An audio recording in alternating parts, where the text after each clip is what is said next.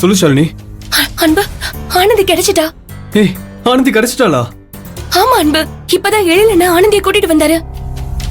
இப்ப ஆனந்தி கோயில்ல தான் இருக்கா. நீ உடனே கிளம்பி வா. அம்மா, விடிஞ்சதுக்கு அப்புறம் ஆனந்தியை பத்தி எந்த தகவலும் தெரியாம பயந்து போயிட்டு இருந்தேன். பரவாயில்ல, எழில் மாமா எப்படியோ ஆனந்தியை கண்டுபிடிச்சு கூட்டு வந்துட்டார்ல. அம்மா, ஆனந்திக்கு என்னாச்சு? யார் கடத்தினா? ஏதாவது தகவல் தெரிஞ்சுதா? அத பத்தி அப்புறம் பேசிக்கலாம்னு சொல்லிட்டாங்க. இப்ப கௌசிக்கும் ஆனந்திக்கும் நிச்சயதார்த்தம் நடக்க போதில்ல, அந்த விஷயம் தான் இப்ப போயிட்டு இருக்கு அன்பு. ஆனந்தி இந்த நிச்சயதார்த்தத்துக்கு ஒத்துக்க மாட்டேன்னு அடம் பிடிச்சிட்டு இருக்கா. அவளை பார்க்கவே ரொம்ப பாவமா இருக்கு. நீ கொஞ்சம் சீக்கிரம் வா அன்பு. சரி, நீ போன வை, நான் உடனே கோயிலுக்கு வரேன்.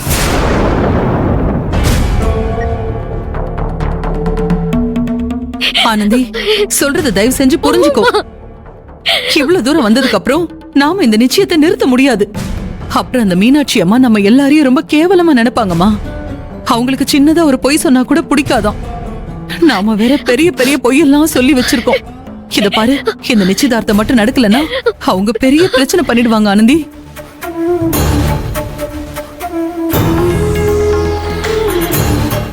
மீனாட்சி அம்மாவாவது நம்ம மேல கோவப்படுவாங்க. ஆனா தர்மலிங்க மாமா நம்ம உறவே வேண்டான்னு சொல்லி ஒரேடி அத்து விட்டுட்டு போயிடுவாரு. ஒவ்வொருத்தியால எவ்வளவு அசிங்கம் நடக்கணுமா சொல்லு. நீ என்னடி படிக்கணும்னு தானடி ஆசைப்படுற? நீ ஆசைப்பட்ட மாதிரியே படிக்கலாண்டி. நாங்க எல்லாத்தையும் பேசி முடிவு பண்றோம்டி. இத பாரு, எங்களை நம்ப ஆனந்தி. தயவு செஞ்சு இந்த பட்டு புடவைய கட்டிக்கோடி. இத பாரு, மீனாட்சி அம்மா வந்து பாக்கும்போது நீ இப்படி அழுதுட்டு இருந்தனா அவங்க என்ன ஏதுன்னு சந்தேகப்பட்டு கேள்வி கேட்டு நம்ம எல்லாரையும் தொலைச்சு எடுத்துருவாங்க. கொஞ்சம் புரிஞ்சுக்கோடி. அத்த, ஆனந்திய பார்க்க ரொம்ப பாவமா இருக்கு. அவதான் இவ்வளவு தூரம் அழறாள. அவளை நம்ம விட்டுருவோமே.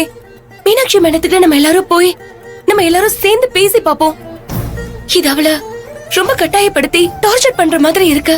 ப்ளீஸ் அத்த, வேண்டாமே. ஷாலினி, நீ கொஞ்ச நேரம் அமைதியா இருக்கியா? நானே அவளை கஷ்டப்பட்டு பேசி சமாதானப்படுத்திட்டு இருக்கேன். நீ வந்து அவளுக்கு சாதகமா பேசுறேன்னு சொல்லி எல்லாத்தையும் கெடுத்துட்டு இருக்காத.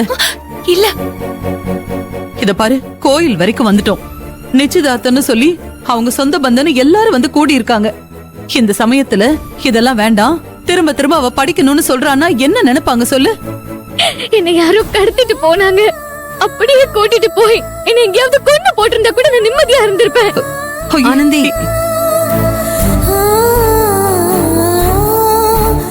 என்ன கல்யாணம் பண்ணிக்கோன்னு சொல்லி என்ன அணுவா சித்திரவதை பண்றது எனக்கு கொடுமையா இருக்குமா?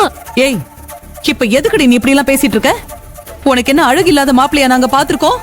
அழகு, படிப்பு, அறிவுன்னு எல்லாமே இருக்கிற ஒரு பையனை தானே பாத்திருக்கோம். அப்படிப்பட்டவனை கட்டிக்க உனக்கு என்னடி பிரச்சனை?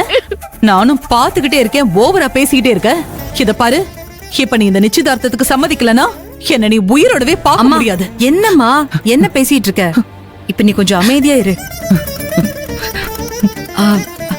ஆனந்தி, தயவு செஞ்சு என்ன தப்பா நினைச்சுக்காத. எனக்கும் என்ன பண்றதுன்னு தெரியல.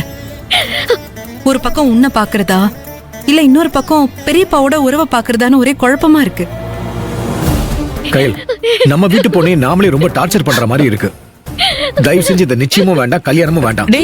சொல்லாம கொள்ளாம இங்க இருந்து எல்லாரும் கிளம்பலாம். வாங்க. என்ன நீ புரியாம பேசிட்டு இருக்க? அப்படி எப்படி எல்லாரும் பண்ண முடியும்? நீ பேசாம இரு. இவ இவ்வளவு தூரம் அழுதுகிட்டு இருக்கா, அதை யாருமே கண்டுக்க மாட்டேன்றீங்க. பெரியப்பாவோட உறவு அந்த மீனாட்சியம்மா தப்பா நினைச்சுப்பாங்கன்னு அவளை போட்டு இம்சை பண்ணிக்கிட்டு இருக்கீங்க. சரி, அவங்க கிட்ட டைம் கேட்கலான்னு பார்த்தா பெரியப்பா வேணாங்கிறாரு. நம்ம வாயை அடக்க நினைக்கிறாரு தவிர நாம என்ன சொல்ல வரோங்கிறத அவர் கொஞ்சம் கூட புரிஞ்சுக்கவே மாட்டேங்கிறாரு. இது ரொம்ப தப்பா இருக்கு கையல்.